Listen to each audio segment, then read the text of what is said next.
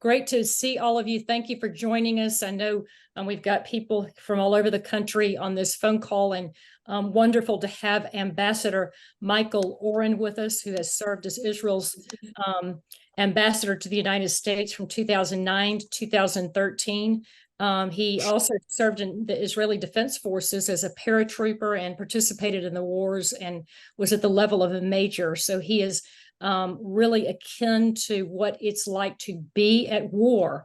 Really, through Michael's life, he has been a prominent figure in the Israeli-American collaboration and making real contributions both in academia and in public service. And Michael, thank you for your sacrificial effort on behalf of the United States as well as Israel. And, we're standing at a critical time. You've got a group of people on this phone call who are have loud voices and who are civic leaders, who are leaders in business and care very much about what's going on in the Middle East.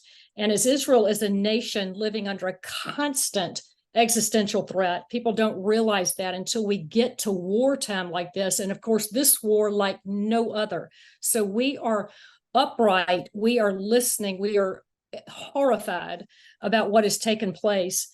It just seems that Israel has always had that keen ability to define reality accurately as it concerns the Middle East. And while this breach in security, while this took place, it's been difficult to watch that take place. They've always been able to climb to the highest vantage point and see what nobody else can see, to see the danger, to understand the Iranian hegemony in the region and proxies surrounded by them on multiple fronts, and kind of like a chess master. They've been able to see the board and understand the moves and the configurations and the hundreds of ways that you can move this piece and that piece and the impact that it's going to have. Oh, yes. And they've been able to turn back to the Western world and to make that battle cry, please hear what we're saying. They sounded the alarm for a decade on Iranian aggression in the region, and also the need to not appease. Well, here we are in a war that is affecting the United States of America, and we're watching this in horror. And I wanted just to ask you a couple of questions. When you were deputy minister in the prime minister's office, you were tasked with improving the living conditions of Gaza. And so as we're watching on our television every single day, this bombardment of Gaza, we want to be enlightened further. The practices of Hamas and how they've kept the Palestinians in a headlock who live there. They've indoctrinated an entire generation to an anti-Jewish, rather barbaric ideology. They've used the Palestinians as human shields, and then when it's convenient, they kill them in order to, in the pursuit to have Israel indicted for war crimes. Well, it's not hard to see that the Israelis are valuing Palestinian lives more than the Hamas do.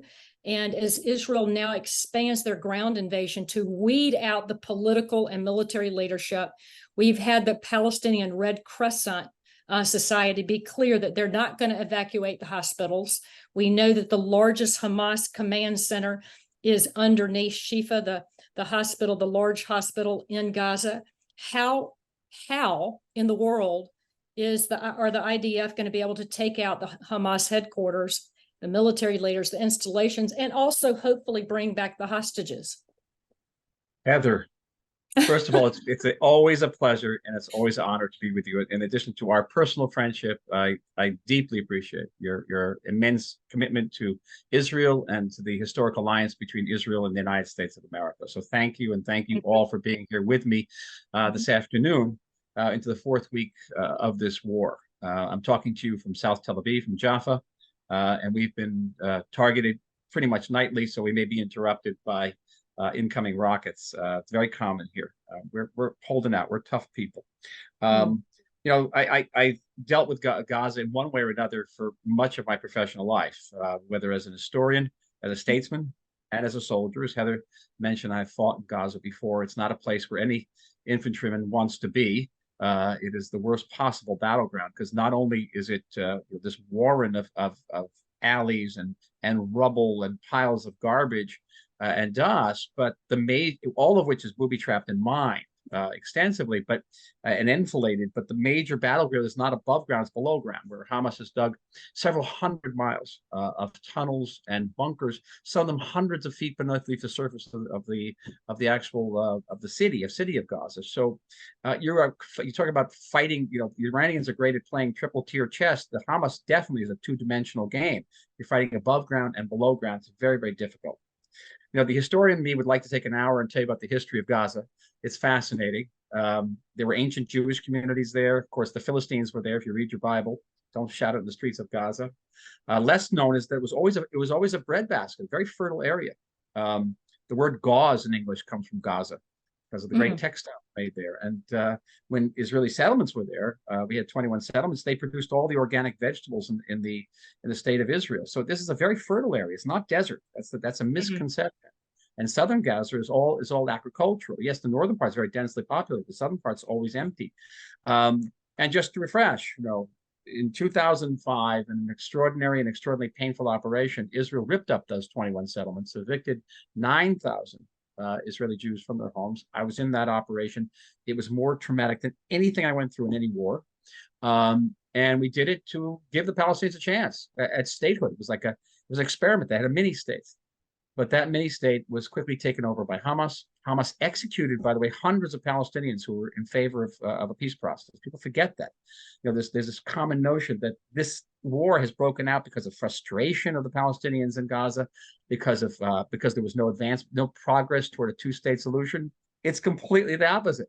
What would make Hamas even angry, if you can imagine that, was if there were progress to a two-state solution. Every time we get progress is when the Hamas bombers came out, because they hate peace. They hate peace, and they kill Palestinians as well as Israelis. So people forget there's a lot of misconceptions out there. It is true. Starting after the Hamas takeover in 2007, we had these constant sort of cyclical wars. 2008, 2009. I was in that war as a reserve officer. 2012, I was already in Washington, but 2014. 2021, and then a small battle with the Palestinian Islamic Jihad, another Palestinian terrorist organization in Gaza. There are several. The two biggest ones are Hamas and PIJ. And they were pretty much, you know, they fell into a pattern. The pattern was the Hamas or PIJ would fire rockets at us. Hamas together they have about 15,000 rockets. And starting in 2012, with the great help of the United States of America, and particularly the Congress, we had the Iron Dome system. We said, in addition to the Iron Dome, we got a marble dome over us, the Dome of Congress, and that went from 80% effective to over 90% effective, and that changed the balance. But you know, it created also different problems. It created what I call the D word, disproportionality. Fewer Israelis were getting killed, and more Palestinians being killed by our counterstrikes in Gaza. So we're being condemned for war crimes in the world, and that sort of played to Hamas's playbook. That they knew they couldn't destroy us with the rockets, but they could destroy us by delegitimizing us, getting us boycotted and sanctioned as war criminals. It was very, very, very intelligent. In every war, they eroded our legitimacy even more.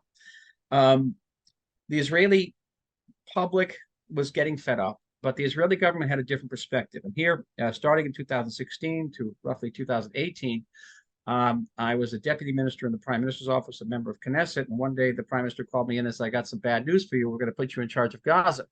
And I went into a crash course about Gaza. All I had known as a historian and as a soldier in Gaza, I realized I actually knew nothing. And I sat with the experts on Gaza, and this is what I learned. This place is a hellhole. It's a hellhole not just because of the refugee camps and the sewage, and it was a hellhole first of all because of Iran. And Iran was willing to fight Israel to the last Palestinian. It was a hellhole because of the Palestinian Authority in Ramallah, which was willing to fight Hamas to the last Israeli.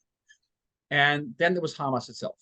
And Hamas itself cared not a feather for the Palestinian population. Hamas, this is not widely known, Hamas would use and lose hundreds of Palestinian children every year digging its tunnels. They didn't care. They didn't care. We have one major crossing into Gaza. It's known by the ill-conceived name of the Vineyard of Peace, Kerem Shalom. And that crossing was a major intersection, which had the capacity of 1,200 very large flatbed trucks every day. Those trucks brought in food, medicine, clothing, toys, whatever you wanted. The blockade, people would say, oh, Hamas was angry because of the blockade. It was starving the Palestinians out because of the blockade. The blockade was imposed only when Hamas took over. I mean, we used to go shopping in Gaza. You couldn't do that now with them. And the blockade was only about military materials and what was called dual use materials. And so if you brought in a length of water pipe into Gaza, the Hamas would use it for rockets. Mm-hmm. Everything was used for their tunnels. If you brought in a 2x4, it went into the tunnels. If you brought in wiring, it went into the tunnels. Everything was about the colossal effort to destroy us. But the Israeli government, and I must say the Israeli army and the Internal Security Service, the Shabak, and the Mossad had a preconceived notion called in Israel a concepcia. What was the concepcia? That Hamas wore two hats. It wore a terrorist hat. It was a jihadist group, just like ISIS or Hezbollah or Al-Qaeda. It had the same theology, which was to create a Middle Eastern caliphate and then expand that caliphate to include the world. The only difference with Hamas was the first stage of that process would be our destruction of the state of Israel. And so there was a jihadist hat, but there was also a governance hat because, at the end of the day, Hamas was the de facto sovereign of a Palestinian mini-state. So the notion was that we would incentivize Hamas to prefer the governance hat over the terrorist hat. And how are we going to do that? First of all, letting the Qataris come in and dump immense amount of money. And I can't say, I used to watch these armored cars go in with pallets of American bills on pallets, not bundles.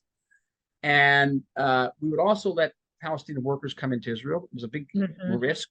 Let 20,000 Palestinian workers from Gaza come into Israel every single day. It was great for the Palestinians. They were in a very high salary by Gaza terms with social benefits. And basically easing up on Hamas. But we forgot who they are. And who they are is they're ISIS. And they don't care about the cash. They don't care about the workers. They care about killing us. They care about that vision of destroying us en route to creating that or recreating the medieval Islamic caliphate in the Middle East. And that is the immediate backdrop to the horrific events of October 7th. We have learned very, very much the hard way. Is Iran involved in this? Certainly.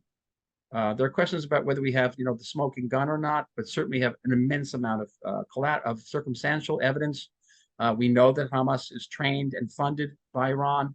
Palestinian Islamic Jihad, as I said before, is totally owned and operated by Iran. And we know that Hamas and Iranian leaders met secretly only a few weeks before the war, and that Hamas fighters have been trained, 500 of them were trained in Iran in precisely this type of operation. So Iran is deeply involved in this. This is part of Iran's master plan to surround Israel on all sides with rockets, 150,000 in the hands of Hezbollah, maybe 15,000 in the hands of Hamas and PIJ, but also rockets in the hands of Shiite militias in Iraq and pro-Iranian Houthi rebels in Yemen. And they have actually fired rockets at us, as you know. So we're there. This war, and I cannot stress this enough to all listeners, please, if you take away anything from this conversation, take away this. They have now, at last count, we're still counting, by the way, close to, 240 hostages in their hand. The Hamas will release those hostages, maybe one at a time, or release videos of them. Now they've just released a video of 3 of these women. They are going to do this with high-profile cases that will come out and say, Hamas is wonderful, you guys got it all wrong. They don't, behead people, they don't burn people, they don't rape people, they don't dismember people. You got it all wrong. It's all disinformation. They treat us very well. And if Israel will agree to bringing fuel into the Gaza Strip, if Israel will agree to an open-ended ceasefire, we'll start letting these hostages go. Right? And it's just created a tremendous and mounting pressure on us to agree to a ceasefire. Here's my message to you. Take this away. A ceasefire means one thing and one thing only. It means the death of the state of Israel. It's an existential war, friends. It's a war for our survival, just not for our security. What does a ceasefire mean? Ceasefire means that Hamas literally gets away with mass murder. Period.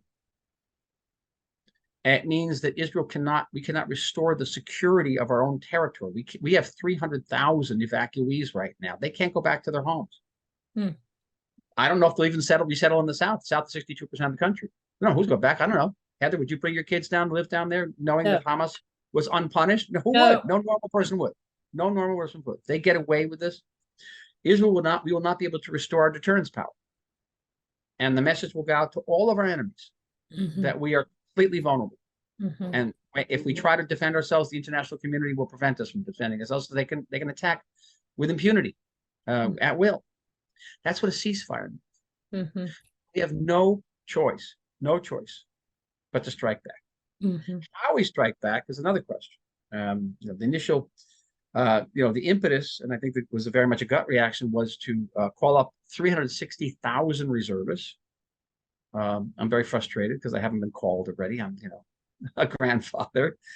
360,000 reservists, and get the sense, I think this is more reservists than the entire American military. It's certainly, together with our standing army, brings us up to the size of the force that went into Iraq in 2003, the coalition forces. Huge army. And at great cost, immense cost, because these 360,000 are, young people in their 30s, their 20s, who are the backbone of our economy. They're the backbone of our high-tech sector. And so, at almost prohibitive cost, and leaving their families, disruptive to the social fabric of the country. But everyone was prepared. Everyone was prepared to go in. They had, on the call-up, they had something like 150% response to the call. People who haven't been on the list for years showed up. And I actually dusted off one of my uniforms here in the vain hope that someone called me. I'd rather be doing that. I'm sorry, I'd rather be doing that than doing this, but okay. I'm probably more effective here than I was as a soldier. So, but I think the Army is adopting what they call the American model, which is the Army will proceed cautiously. It will use artillery and air power to clear a village or a neighborhood. It will take over that village and neighborhood, using it as a staging ground for the next round of fighting, and slowly close a corridor, close the noose, if you will, around Hamas and the hostages. It's going to be very difficult. As you heard, the Hamas headquarters is located under Shifa Hospital. It's also under other hospitals, under all schools, very deep underground. Those hostages are somewhere under there. We have special forces that are trained to go into tunnels. We have special forces that are trained to rescue hostages still. By the way, the most dangerous jobs in the Army. At the end of the day, my gut feeling tells me we're going to have a Beirut 1982 situation where, if you remember, the paratroopers went into Beirut. That was me. And Arafat, arranged a deal with the PLO, with the French, with the Americans, to evacuate Beirut for Tunisia.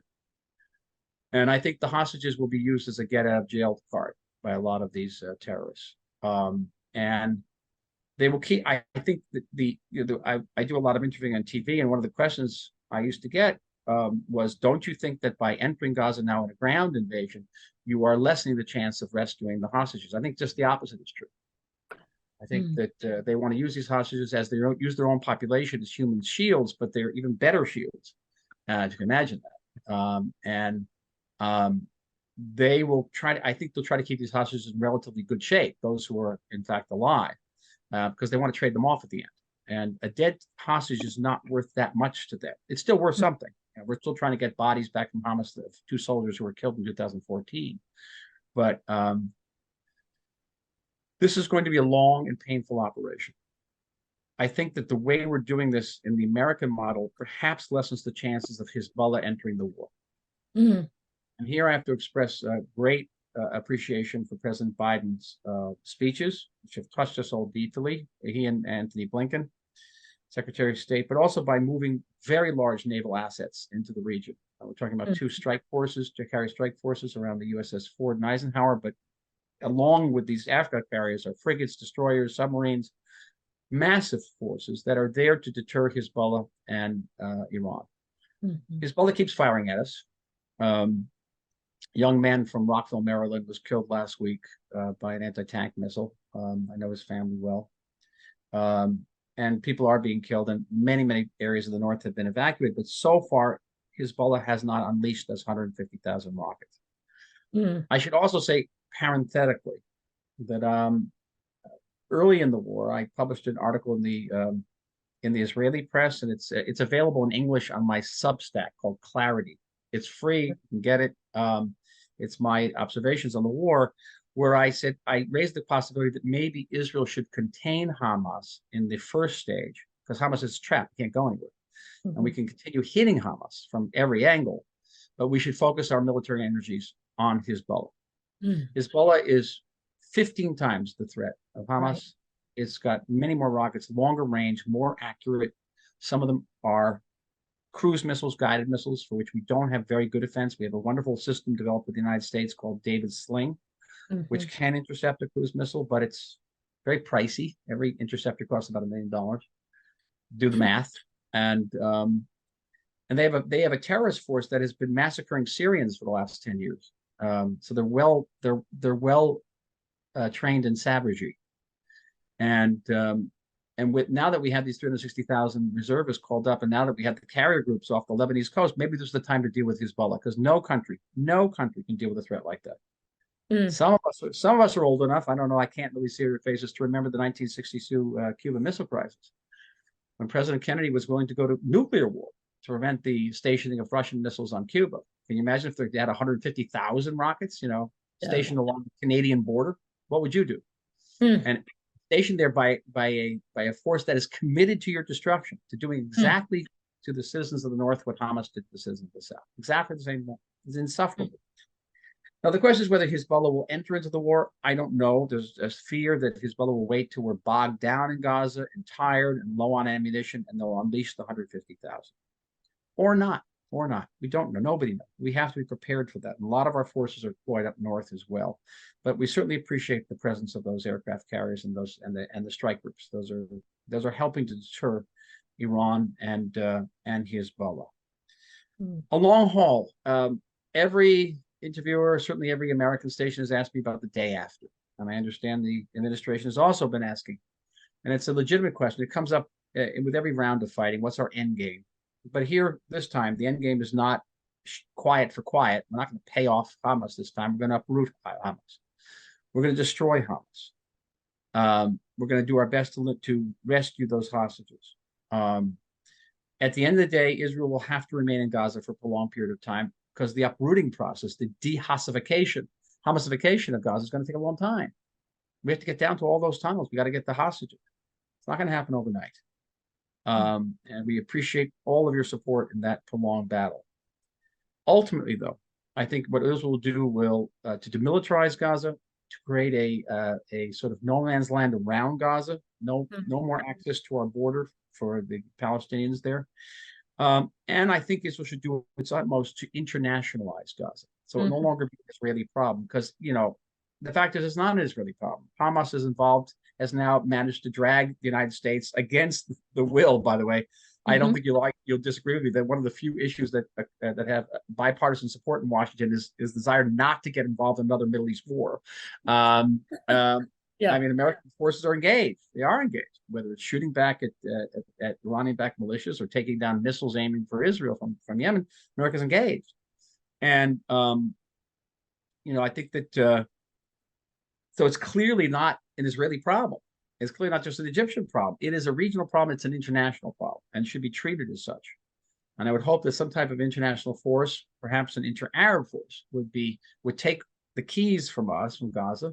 That international force will preside over the reconstruction of Gaza, to the building of infrastructure for desalination, water reclamation, electricity, infrastructure, jobs, everything that needs to restore Gaza to a peaceful entity, and also preside over the installation of a peaceful government. Questions will remain whether that government will include elements of the Palestinian Authority. Palestinian Authority, very corrupt and very unpopular among the Palestinians. I don't know if we want to take that corruption and unpopularity and put it in Gaza. But these are questions that are down the line. Right now, we have a job to do. And that job, I cannot stress this enough. This is not a border skirmish. This is not even a struggle for Israel's security. It's a struggle for our survival. And that is why it's being fought. Yes. Okay. Any questions, So good. please? A lot of So good. information. It's so good. Michael, we really appreciate that. It was such an incredible, you took us on a little bit of history and really helping us to understand where Israel is and Israel, that Israel actually has to win this war. It's not like it is sort of arbitrary or we hope we will win. It has got to be a decisive victory. And it's concerning to us Americans as we're watching this, that we want to be able to see the United States, our government, our Congress, and our U.S. administration be able to really stay in there and not call for a ceasefire, which is the pressure of the world. And what do you think is going to happen? I mean, we want to see an unwavering support all the way to the end from the Biden administration, which we've enjoyed to this point in an incredible way. I mean, it's been a force of support from President Biden, and with moral clarity. With moral clarity. That's not to be taken for granted. No, there's not a lot of moral clarity in the world. Right, no. And it's very clear. And do you feel like that we're going to be able to sustain this? I mean, if it's a multi-month, 3-month war, people have short attention spans and they forget that Israelis were slaughtered so unmercifully. They've forgotten already. They're tired already. European television, go on BBC and see what it's like. Yes. Just comment on this. How is the United States going to stay in this really practically, tactically? I'm not a representative of the Israeli government anymore, which is good news and bad. Yeah. Good news, I can say things that I probably wouldn't say if I was, still ambassador or still in the government. And that is this: the issue of a humanitarian corridor is politically a heavy lift here. Mm-hmm. I spent part of my days going around visiting the families of hostages, and they're very much opposed. They can be left wing, right wing. They're all opposed to the humanitarian corridors because they say, listen, we haven't. The Hamas won't even let the Red Cross visit our relatives. We have 30 children under there, Asian people, Holocaust survivors. We don't even know who's a hostage and who isn't. I visit families; they have no idea where their loved ones are. So why should we give water and food or any other supplies to the Palestinians when they won't even get the Red Cross in there? By opening the humanitarian corridors, we lose our leverage. A huge leverage. That's really important. No, it's huge. Think, what would you do? What would you if your children were 300 feet underground in some Hamas chamber? What would you want to give them? Water and food? You want to give Palestinians or lose that leverage? And yet the Biden administration has been very adamant about it, and the Israeli government has relented and made these humanitarian corridors. They haven't been functioning very well. And now the Secretary of State has actually gone further by saying we should have humanitarian pauses. And I question whether that's a blink. I'm not making a play on the name, but it's a blink. And we didn't have pauses before. That would be another erosion of our leverage. With these pauses, I don't know how else to say this. And so it's a difficult call. But I do think, and this is because I'm not a representative of the government, I think that the humanitarian causes ultimately are in our interest. For the very reason you're talking about, Heather, because we're coming into winter, and the images of hundreds of thousands of Palestinian refugees out in the cold, out in the rain, without food, without supplies, will only intensify that international pressure on us for a ceasefire. And our interest right now, and I believe it's a common interest with the United States, is to give time and space for the Israeli forces to do what they have to do. It's going to be difficult enough to do without that international pressure. We're going to have our Congress really work together in a bipartisan way to continue to keep that strength behind the White House and put a strong effort out of our government. It's going to take some real sustenance. Do you see the war being 2 months, 4 months, or 6 months? 6 plus. 6 months. Maybe 6 months. 6 months. What is war? Maybe low intensity at some point. Yeah. It's going to go to a point where the surface of Gaza is clean, but we still have to deal with the tunnels. Yes. So I don't know. I don't know. It could be sounds like it's going to be long. We don't know about this. We don't know about the second front. We do not know. Michael, I have Representative Susan Wild, who's joined us and has Hi, a Susan. for Yes, you. Please. Of course. Would you please unmute Representative Wild?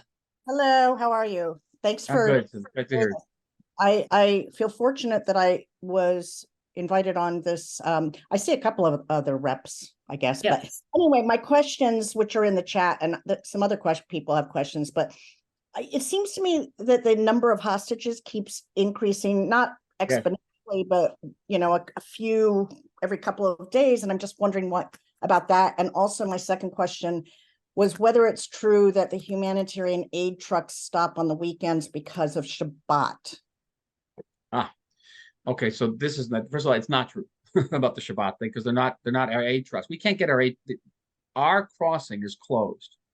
That vineyard of peace is closed. Let me just clarify. What I've been told by some reputable sources is that they stopped because of Shabbat because Israel needs to inspect the aid trucks. So even though they're not Israel's trucks, they're involved in inspecting them, and they stop because of Shabbat. I don't know. I think it's a little bit of a, do you walk to school, you bring your lunch. We're going to inspect the trucks on every day of the week.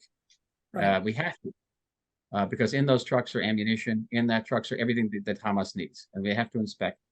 And so it's every day of the week. And I don't know whether they stop on Shabbat, but I don't think it would because the drivers, I don't think, are Jewish. Yeah, but if the inspectors are, that's the issue. Are the inspectors? Because the inspections. And Okay, I don't know. I can be honest with you, I don't know. Okay. I don't know. Right.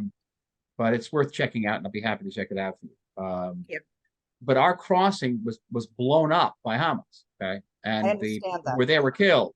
And the approaches to that crossing are under rocket fire. So you can't get an Israeli truck driver to drive there if they could. So that is a non-starter. You have to go to the Egyptian crossing. And what about the hostage number? Hostage numbers keep going up because we have well over 100 people still missing on the count. So I heard the hostage number until they're confirmed to be hostages as opposed to just. So what we're learning is that as they've released some hostages, they've seen people or pictures have been taken of them. It's not because families have been notified by the Red Cross. Okay. The hardest families I have to visit are families where they don't know what the loved ones are. You don't want to tell them this, but they're probably because there is between 100 and 200 bodies that can't be identified. Mm-hmm.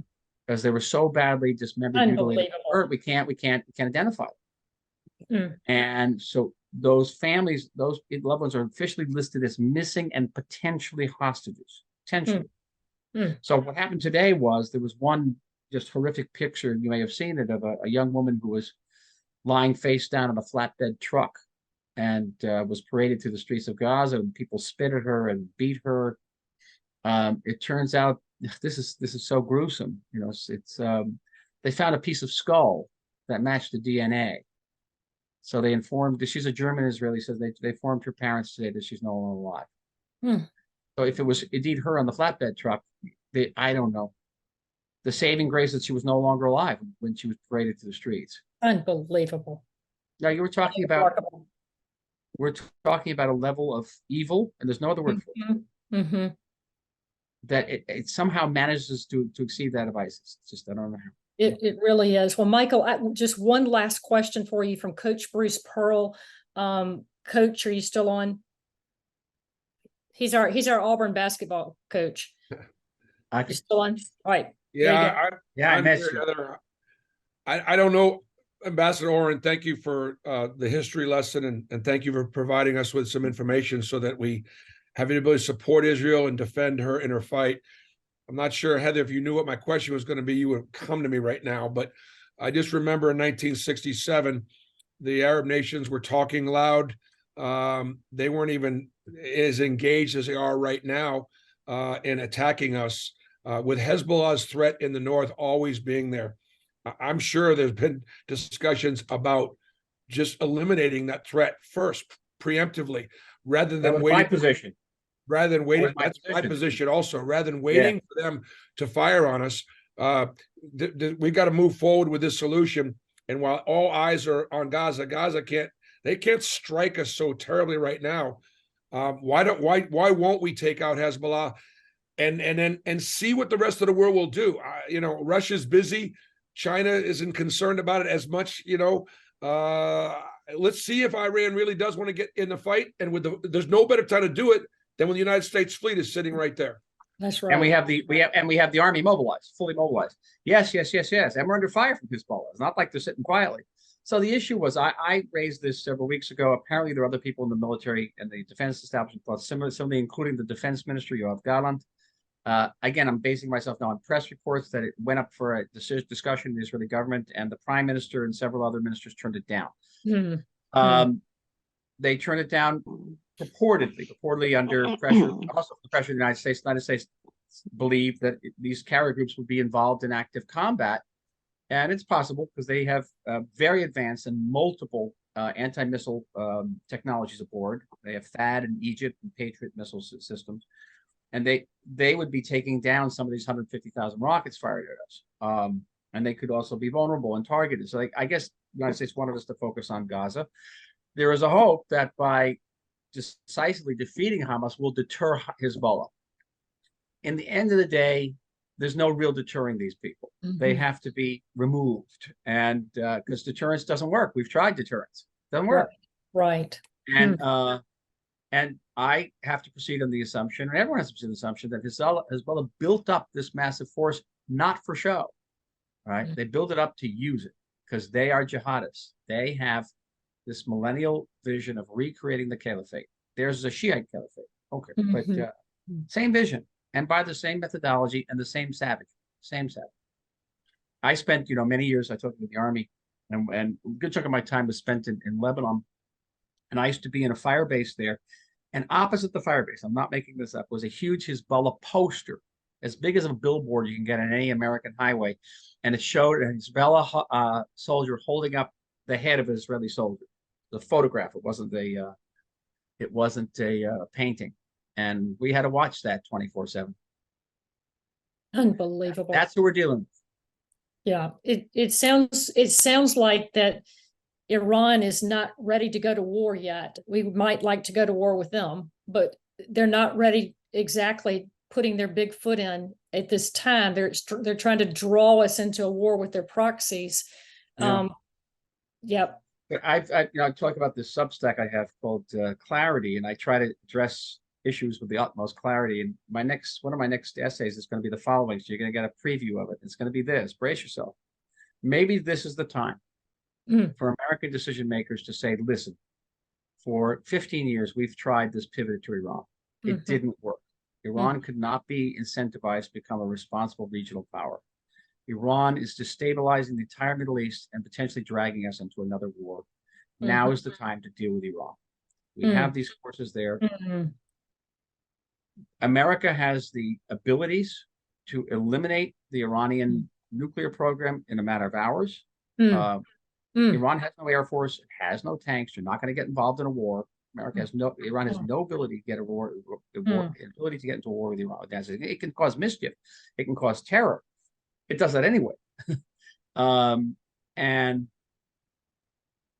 it's admitting that you made a mistake. And believe me, I just admitted we made a mistake in thinking that we could somehow incentivize Hamas to be less, jihadist. We failed. America, by the way, made the same mistake. Yes. They made exactly the same mistake. Let's treat these guys nicely, respectfully, and give them a lot of money, and they'll change their behavior. It didn't work. It doesn't work here. And now is an opportunity. It's an opportunity for everybody. And I think it would send an unequivocal message to the Russians, to the Chinese. It would reverberate around the world. That's what I'm going to write. So check it out on Clarity. Well, from your mouth to God's ears. And Michael, Ambassador, we so appreciate you being on with us. This was brilliant. And I do agree with you that leadership in the world today needs to be defining this reality accurately, as Winston Churchill did in his day, opposite his counterpart, who saw appeasement and peace in the rise of Nazi Germany. It is a time for courage. It's a time to say we admit our mistake. Our policy with Iran has not been right, and we need to pivot and go in a different direction. Thank you for being with us. We sure appreciate you. And I thank you all for your support for us, for our people, our state, and our alliance through this very, very trying period. I can't, I Yes. don't speak for the state of Israel anymore, but I think I can. You So, can. in the name of the state and people of Israel, we want to say to every one of you, thank you very much. Really. Yes, thank you, Michael. And we have got Ari Sacher, who's going to take 5 minutes. Michael, you jump off whenever you need to, but thank Okay, you for I being gotta with go. us. Off And to battle. Ari, yes, Ari Sacher, our wonder working Bye. rocket Bye. scientist in Haifa. Many of you, if you're just joining us for the first time, Ari Sacher works part-time for Raphael and part-time for our organization, U.S. Israel Education Association. He's the former chief engineer of Iron Dome. He's one of those, really smart rocket scientists. But beyond that, a real strategist. And we wanted to ask you, Ari, going into this fourth week of the war, tell us your thoughts just on Israel's missile defense systems, what we need to know going into this week. Well, I don't have a whole heck of a lot to say above and beyond what Michael said. What I can say is that 10 miles north of my house is 150,000 rockets that were built by the Hezbollah, which is an Iranian proxy. The Iranians were kind enough to ship in precision guidance units so that some of these things are not like the Hamas that they go up, they go down, and you yell Allah Akbar, and wherever it lands, you're happy. But some of these have the capability to hit very sensitive locations. The going assumption is that on day one of a war, we'll start taking anywhere between 5,000 and 6,000 rockets in the north of the country a day. We've taken from Hamas about 8,000 over the last 3.5 weeks. You can imagine 6,000 missiles a day. Some of these will be aimed at our gas rigs in the sea, at our power plants, at our water desalination plants, such that on day one of the war, we will lose power, we will lose cell phone coverage, we will lose drinking water, which is why people are storing large amounts of drinking water, because we do not want to see a recurrence of what happened on the southern border in October the 7th. Country was kind enough to uproot 30,000 people who live within 2 kilometers. 2 kilometers, about a mile and a bit from the border. The entire city of Kiryat Shmona, nearly 30,000 people have moved to hotels in the south of the country. This is untenable. The only reason that we have this problem is because until June of 2000, we had a buffer in Lebanon. And we had soldiers up there, and soldiers would do reserve duty up there, and it wasn't fun. And Israel decided we don't want to live in the jungle anymore. We want to live in Denmark. And so we moved to Denmark. We said all of our enemies are not Lebanese and Hezbollah and Hamas. All of our enemies are now Scandinavians. Some of them are Finns. Some of them are Swedes. And we painted our enemy in our own image. And what we've realized in our southern border is that we can't do that. Our enemy is who our enemy is. There's nothing I can give my enemy that will make him happy. But if I were to say to the Iranians or Hezbollah or Hamas, what do you want? And I will give it to you. Only thing he would ask for is my life, because that's all that they want. And so to address the threat of rocket fire on the north of the country, but truth be told, I mean, while Hamas is playing around with weapons that can hit from Gaza, they can hit all the way up to Haifa or near Eilat, and then they root rah team if it hits anywhere near where they're headed. Hezbollah can hit the entire country with precision guided weapons. And to defend against it, we have our multi-tier missile defense system. The lowest tier is Iron Dome, and that's been doing a yeoman's share of the work. Everything in Rafael now revolves around building Iron Dome interceptors, getting them out of the factory as fast as possibly can. As an aside, about 75% of each interceptor is built in the U.S., so we're scampering to build more. The people all over the U.S., our subcontractors, are also working equally hard to get those pieces, components to us so we can build it. We have David Sling. David Sling has gotten a lot of use David Sling is a layer above Iron Dome. David Sling will take out rockets that are going from Gaza to Tel Aviv, Gaza to Jerusalem. And David Sling has been taking out a whole bunch of missiles this round. It's been doing about the same kind of performance as Iron Dome, greater than 90%. That said, if you hit 90% of the bad guys, there's another 5 to 10% that are falling on the ground. And if you're in Israel and you hear an alarm go off, my message to you is you get into a sealed room. We have a 3-pronged system to save Israelis from rocket fire. Prong number 1 is alert. We have an amazing capability to predict where the bad boy is going to fall. We sound an alarm, and then the second prong is you get yourself inside, get yourself away from windows. If you're outside and you're in your car, get out of the car, get on the floor, cover your hands, because cover your head with your hands, because our lovely neighbors have this capability of taking the rockets that they fire at us and encasing their warhead in nails and ball bearings that explode upwards. If you're lying down, then the chances of you getting hit are less. We have Arrow 2 and Arrow 3 that are above David Sling. They haven't gotten any work, but they will if the Syrians ever get in the act and if the Iranians get in. Last week, another Iranian proxy, our friends, the Houthis in Yemen. I didn't even know they existed. I didn't even know what they had. They fired a whole bunch of cruise missiles and drones at us that just happened to be taken out by the USS John Carney, who was floating around the Red Sea for this kind of instance.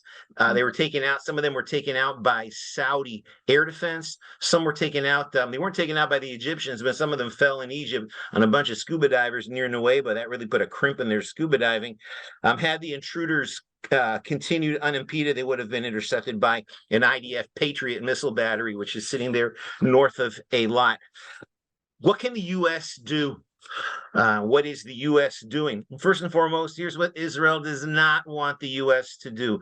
Israel does not want one single U.S. soldier to die defending Israel. We do need a number of things. We need precision-guided munitions like JDAM and SDB. These are being used. These are precision-guided munitions which take up to 2,000 pounds of TNT and drop it exactly where we want it to go. And they hit exactly where we want it to go. We do not fire indiscriminately. We identify targets, we prosecute targets, and we take out those targets.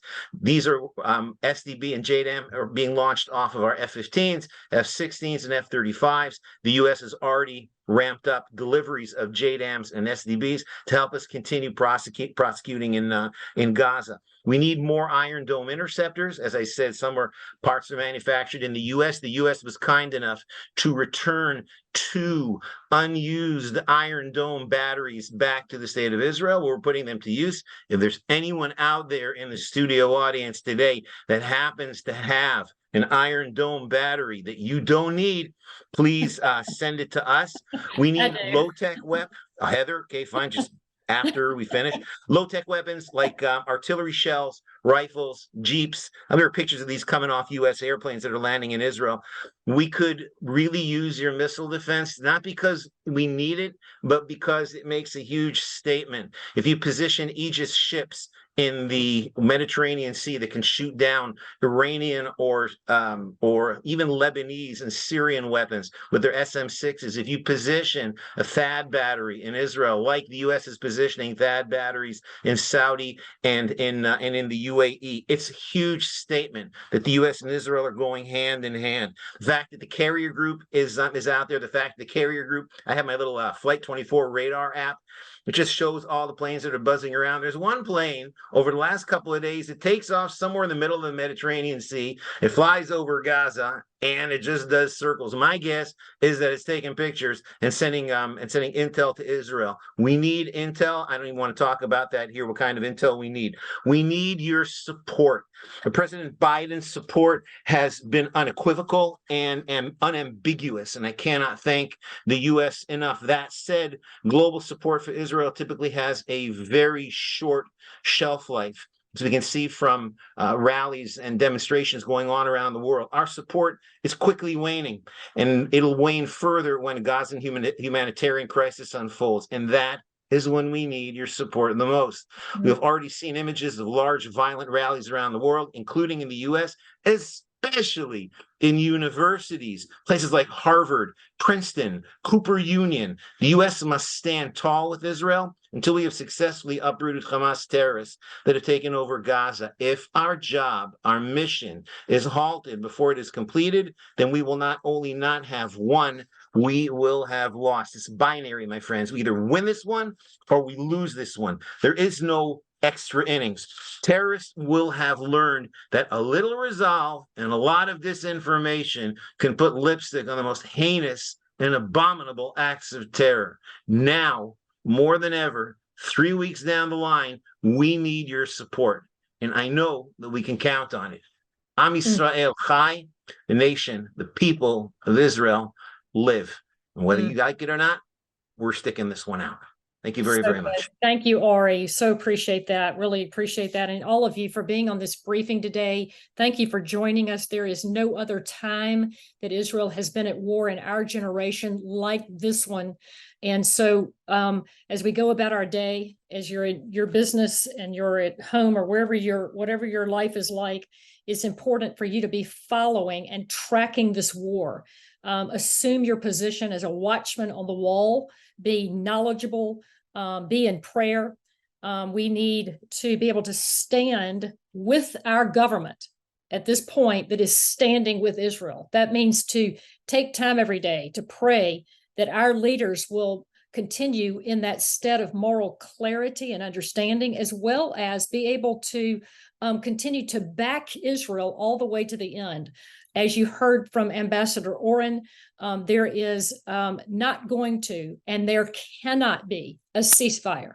So until Israel has rooted out and taken down Hamas and has replaced that entity with somebody that can lead the Palestinian people in Gaza. So let's understand our assignment as Americans. We are the citizens, and we have a role to play in this war. So it is a time not to be silent, to be vocal, get to your congressman and let them know how important this is to you, and that we need unequivocal support all the way to the end. I want to just say that U.S. Israel Education Association is playing a dynamic role on Capitol Hill. We just got off of a briefing with a group of members and had one of the experts on the northern border of Israel, intelligence and captain, who really helped instruct the members on what's taking place with the proxies of Iran and the role that that Israel is playing alongside the United States to deter this really full-scale war theater on the Northern Command. It is a time to understand and be able to support Congress so that they can do their job with the Biden administration and work cohesively together, bipartisan support. You have to choose a side. Bottom line, you have to choose a side. It can't be ambivalent. It can't be in between. It can't be convenient, and it can't be expedient. It's got to be clear and unambiguous. We are dealing with the real threat of Western civilization, and it is a sum total of terrorist proxies and radical entities. And we've got to be able to see it. We've gotten wind of it. Our eyes have seen the horror of it, and we need to continue to stand firm. Thank you for your support for U.S. Israel Education Association. You can go to our website. So we appreciate your gifts, your donations at this time. We are integral and relevant inside the season that Israel is in, and we thank you for joining us. We'll keep you informed with more briefings. Stay tuned. Have a great day.